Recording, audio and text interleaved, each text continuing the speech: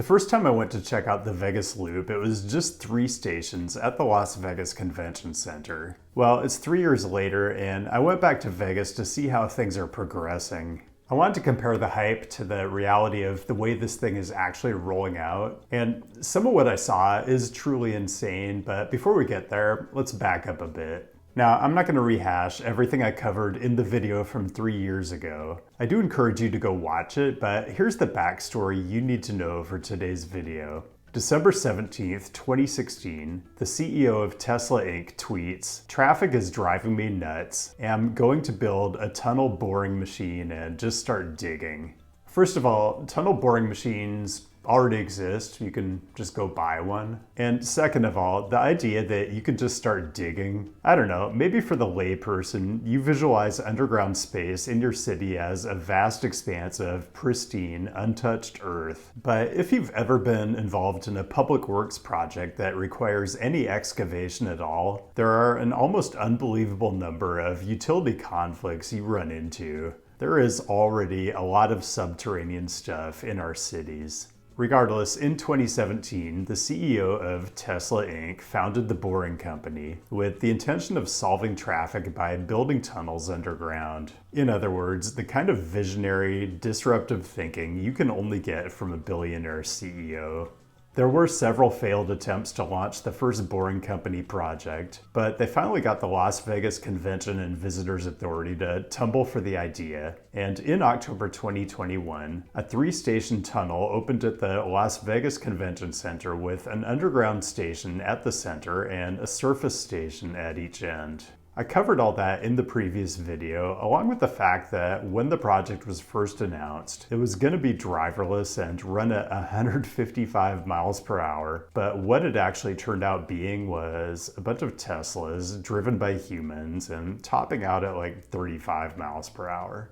Here's some other things I heard about how fast this all was going to roll out now that really cool private sector tech guys were involved, instead of inefficient government bureaucrats.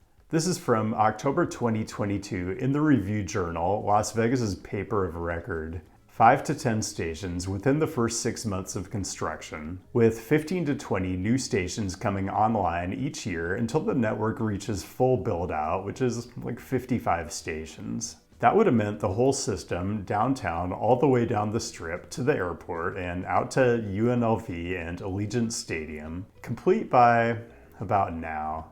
It was even floated repeatedly that the loop would be online in time for Super Bowl 58 at Allegiant Stadium, which was a year and a half ago. Is the Las Vegas Loop hitting this schedule? Well, we're going to walk through every piece of it that's open since I made that video in June of 2022. But suffice to say, whether it's the speed of the vehicles, whether they're self-driving or not, the capacity of the system, or how quickly it's all going to get implemented, what's being delivered is extremely underwhelming, and that's probably being kind. So let's go to the new stations, and we'll start with the first one that's come online since I released the previous video, and that's the Resorts World station that opened in summer of 2022, about a quarter mile from the LVCC West station. Rides are free within the LVCC, and Resorts World is the first station where you have to pay a fare. So let's walk through it. You get to go down an escalator with some futuristic lighting, and then you go through a couple sets of doors to get to the actual station, which it seems like is just a leased portion of a Resorts World parking structure. This was late afternoon on a weekday, a time of day that would probably be bustling on just about any actual transit system. But when I scan the massive QR code to buy a ticket, it tells me the system is only running from 10 a.m. to 9 p.m. today, and not all the stations are open. Okay, so there is a couple waiting ahead of me for the next ride. I kind of come into this imagining that there are going to be Teslas waiting at all the stations, but that just isn't the way this works at all. First car shows up after 2 minutes and takes the couple in front of me. I already know there's just a single tunnel between Resorts World and the next station, so this car is gonna have to clear it before the next car can enter from the other direction. So I know I'm in for a few more minutes wait. Next car comes 4 minutes later, unloads people from the back seat, and then the person on the front seat passenger side rolls down the window and tells me that he's actually training a new driver and they're not supposed to be picking up any passengers, and I'll have to wait for the next car. I'm running a stopwatch on this the whole time, so it's been like 7 minutes, and now this car is gonna have to clear the tunnel so the next car can come back the other direction. 5 minutes later, I get my actual ride, so that's a 12-minute wait. So my ride finally comes, and I guess one advantage of these things not being driverless is I get to have a conversation with an actual Vegas Loop driver and hear how this whole thing operates. First thing I wanted to know was how many cars are operating on the system today? And the answer was, well, there's supposed to be 2 cars running, but the other one is doing training, so I guess it's just me today, which is okay a lot of the time, but occasionally you get a bunch of calls at once, and so people are waiting at different stations. And then some of the rides I get are just people who want to do a round trip of the whole system and see all the pretty lights. So that takes a long time, and there were people waiting at Riviera Station for at least 20 minutes. So I had to go get them before I came and got you, and we're not allowed to combine multiple trips in the same vehicle. Maybe more information than I wanted, but some observations about the tunnels themselves. Besides having cool disco lights, you might have noticed signals and crossing gates. You know, this was originally marketed as like uninterrupted flow Hyperloop, but really the tunnels remind me more of what they have down in Guanajuato, Mexico. I guess the difference being those tunnels are a lot bigger and the city sometimes closes them to traffic to have huge underground festivals. Just some ideas for the LVCVA after the Boring Company goes belly up. And I really want to focus on service and operations in this video, but I have to recommend this piece by Daniel Rothberg from ProPublica and David Figler, who's actually had me on the CityCast Las Vegas podcast a few times. It's an amazing piece of investigative reporting and gets into things like how the Boring Companies managed to wrangle a process where they avoid pesky stuff like environmental assessments and alternatives analyses that typically come before a project like this breaks ground. And instead, they just plow forward with construction and pay fines or litigate as they run afoul of various regulations, which has happened numerous times. Just to give you a sense of what we're talking about, dumping untreated spillage into the public stormwater system and causing severe chemical burns to your construction workers nets out to like a $112,000 fine. Oh yeah, that'll teach them. Anyway, everyone should go read this piece and it's linked down the description. Another question you might have about all this: why in the year of our Lord 2025 have they not managed to make the Vegas Loop a driverless system yet? I mean, Waymo has been operating robot taxis in mixed traffic on the insane road network of Phoenix, Arizona for years. So why hasn't Tesla figured out how to run autonomous vehicles in a controlled environment on a closed system? Well, first of all, it turns out the Vegas Loop isn't a completely closed system after all. More on that in a minute. And apparently, Tesla still hasn't figured out self-driving. Some of this stuff is horrific. I just don't really want to talk about it. You can Google it on your own time. Okay, from Resorts World, I went as far as I could get on the system, Westgate Station, which opened in January of this year. This station is not underground, but on a strip of land a bit further out from the resort entrance than the pickup drop-off area, and underneath the tracks of, I kid you not, an actual transit system. There doesn't seem to be any shelter or seating at the station, so if you're waiting for your ride, which apparently can be upwards of 20 minutes in 100+ degree heat, your best bet is probably to sit on the concrete pad in the shadow of the Las Vegas monorail viaduct.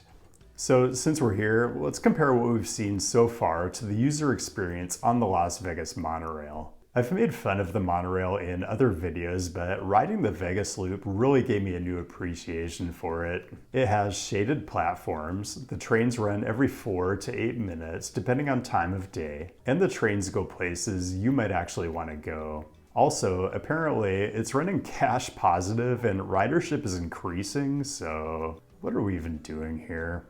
There was one other loop station operating today, Riviera, which opened in conjunction with the Resorts World extension in 2022. I didn't ride to this one, but I did walk to it. I mean, it's like a 10-minute walk from Resorts World, which is shorter than the amount of time I had to wait for a Tesla. This one is pretty dismal. I don't think there was much expectation people are actually going to get rides to and from this station. There are only 3 sawtooth bays. The portal has crossing gates and signals because, again, it is a single lane tunnel that operates in both directions. You can't enter if a car is coming the opposite way. But also, and I didn't realize this until I got here, it interfaces with the public street system around the convention center. Vegas Loop vehicles have to merge onto the same convention center access road that private vehicles use to get to the West Building parking lot. And then they have to cross through another gate to get into the LVCC West Station and the rest of the convention center loop.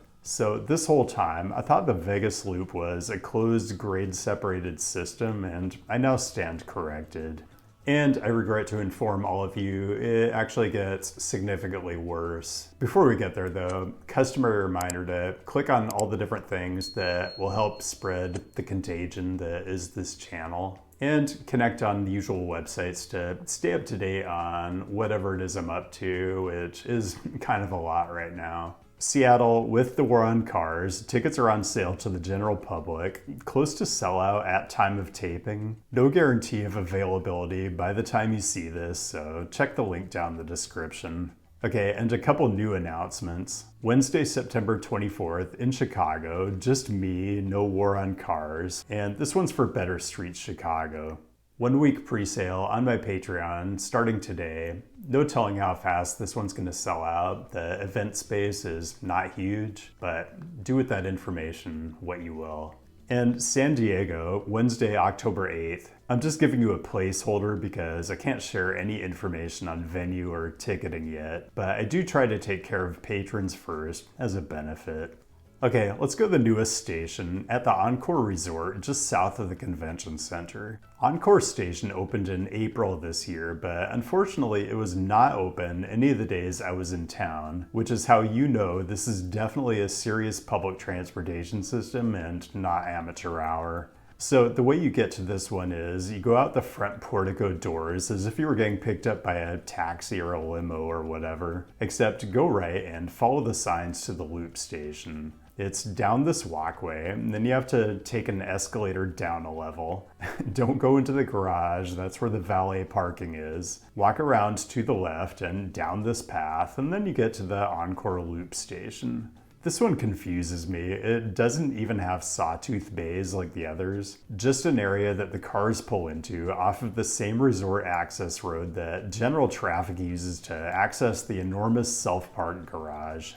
You know, you could be forgiven for thinking these loop stations just keep getting worse and worse. Like, the engineers have kind of given up and are just value engineering the cheapest solution they can find. Like, this basically looks like a taxi stand, except the actual taxi stand at the Encore is right at the main portico, and the taxis will take you anywhere you want to go. While the loop station requires a convoluted walk to the back of the parking garage, and the car you get into only goes one place, which is a surface station in the middle of the convention center parking lot. It doesn't even connect to the rest of the system. You have to get out and go downstairs to the LVCC Central Underground Loop Station to get anywhere else. You can see all this very clearly if you look out the window of the monorail as you pass above the convention center on your way to destinations people actually want to go to. Just amazing stuff. So one thing you have to wonder about all this is, why don't they just build transit? People will try to tell you Vegas isn't a transit city, but the monorail, cash flow positive and rising ridership numbers, the RTC bus system punches way above its weight. It's the 12th busiest system in the US with 165,000 riders a day, more than metro areas like Portland, Dallas, and the Twin Cities, despite not having much in the way of dedicated lanes or transit priority. So why weird single-car tunnels instead of a real transit solution? I think the answer is in how the city wants to present itself to the world.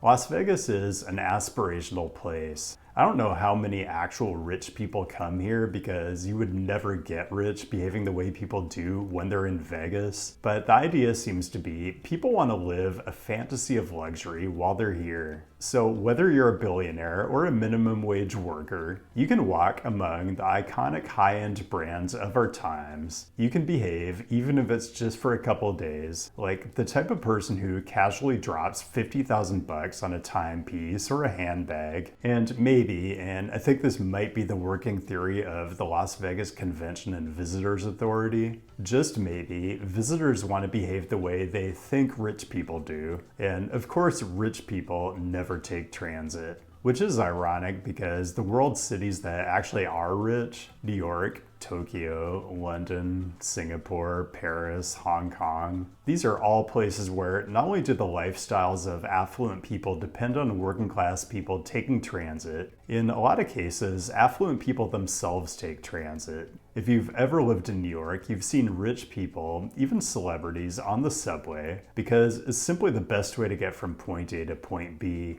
So my thought is, Las Vegas is already one of the world capitals of what I like to call simulated urbanism, to the point where they sell emergency footwear to people who aren't used to walking as much as they do here. I almost want to recoin this as gateway urbanism because it can really open people's eyes to the value of being able to get everywhere you want to go without a car. The Strip is orders of magnitude more city-like than it was a couple decades ago in terms of urban design and density and walkability. So why not double down on that and give visitors real urban transportation to get around like actual rich people do in actual rich cities, instead of investing in more low-capacity car infrastructure? Okay, late-breaking news. Tennessee officials just last week approved the Music City Loop. What is the Music City Loop? Well, I'm told it's a tunnel that'll get you the 10 miles from downtown Nashville to the airport in 8 minutes, and it could be operating by fall of 2026, basically a year from now. You know, I worked in transportation consulting for a long time, and a motto you often heard when it came to clients was under-promise, over-deliver. You always want to leave the client happy so you can get the next job.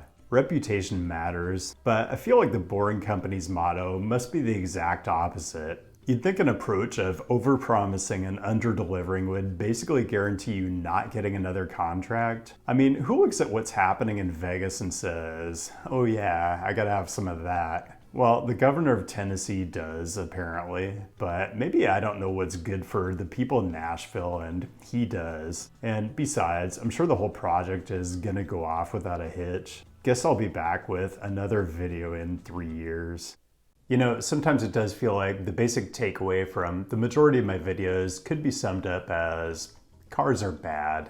For those of you who see this as a feature and not a bug, I have some very good news. The season finale of Abolish Everything is here, and one of the show's plaintiffs is an actual wizard who proposes to abolish cars. If you still haven't seen this show, it is highly amusing, and for the finale, they brought back episode winners and the most difficult people from the show's rotating cast of establishment arbiters. In the episode, you're going to get strong arguments for the abolition of young adult sections in bookstores and the moon, and the abolitionists do make a strong case for those, but the segment on abolishing cars and basically immolating all of them in a celebratory bonfire in Times Square is practically worth a Nebula membership all by itself. Because Abolish Everything is a Nebula original show and exclusive to the platform. Now, the content I recommend when I talk about Nebula is usually urbanism related, and there are lots of great city planning, architecture, and engineering related creators on the platform, but Nebula does so many other things well. It's where you can see new episodes of Jetlag before they're available anywhere else, and great new originals like Amy's Dead End Dream House, and if you haven't seen Maggie May Fish's stuff before, you should really check it out.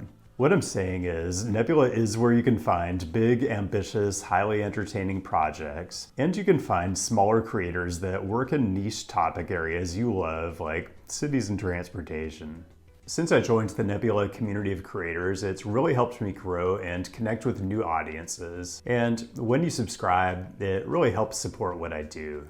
And signing up isn't just a great way to invest in the creators you enjoy, it's also an investment in continuing to make the Nebula streaming experience better and better. Because yes, Nebula is kind of like Netflix for people who are just way too into trains. But on a deeper level, it's a home base for content that's a little more thoughtful, that's created by humans for humans, which I think is more important than ever. And there's a pretty big idea behind all of it, raising the level of the entire platform and growing it into a prestige streaming service. So if you use my custom link down in the description or the QR code right here on screen, you're gonna get the best deal. All the Nebula content for 40% off the regular price when you sign up for an annual subscription, so $36 or $3 a month. And the lifetime offer is still active. $300, you pay once, and you get Nebula for as long as both you and Nebula exist. Nebula subscribers also get guest passes, one every month or 3 per quarter if you're on annual or lifetime. Once active, guests can binge all the Nebula content they want for a week and no payment info is required. Signing up for Nebula really is a fantastic way to demonstrate your support for a one-of-a-kind creator-owned platform and to fund the continued production of amazing originals, and there's great new stuff hitting the platform all the time. So my recommendation, use my custom link or the QR code right here on screen to get Nebula for 40% off. That's $36 a year or $3 a month. It's nebula.tv/CityNerd, and then go watch the latest installment of Abolish Everything right now. And that's all I got. Thanks for joining today, and thanks as always to the patrons for your direct support, which gives me the freedom to talk about exactly what I want to talk about, which feels more important than ever right now. Keep the great topic suggestions coming. I'll be back with a new episode next week, and I'll see you then.